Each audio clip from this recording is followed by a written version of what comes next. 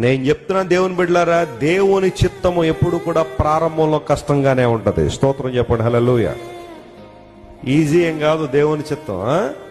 చాలా మంది ప్రభువా బయలుపరిచారని చిత్తం చేయడానికి సిద్ధంగా ఉన్నాను నాయన. నువ్వు ఆ ప్రార్థన చేయడమే సాహసం అంటారు. నేను ఎందుకు వచ్చా తెలుసా? దేవుని చిత్తం చేయడంలో కొన్ని సవాళ్ళు ఎదుర్కోవాలి. నువ్వు కొన్ని సమస్యలు వస్తాయి, నిందలు వస్తాయి, అవమానాలు వస్తాయి, ప్రజలను తప్పుగా మాట్లాడే పరిస్థితులు వస్తాయి.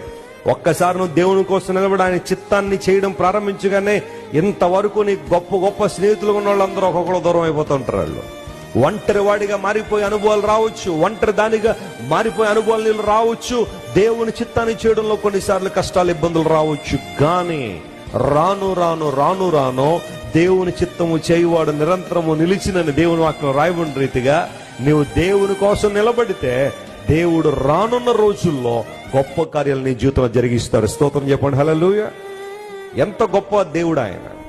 ఆయన చిత్తాన్ని నెరవేర్చే వారిని దేవుడు ఎప్పుడూ వదిలిపెట్టాడు. ఆయన ప్రారంభంలో సమస్యలు ఉంటాయని చెప్పాను. అంత ఈజీగా దేవుని చిత్తం చేయడం కష్టంగానే అనిపించవచ్చు. మన ఇష్టాలను ప్రక్కన పెట్టి, మన ఉద్దేశాలను ప్రక్కన పెట్టి దేవుని చిత్తాన్ని చేయడంలో అనేక సార్లు సవాళ్లు రావచ్చు.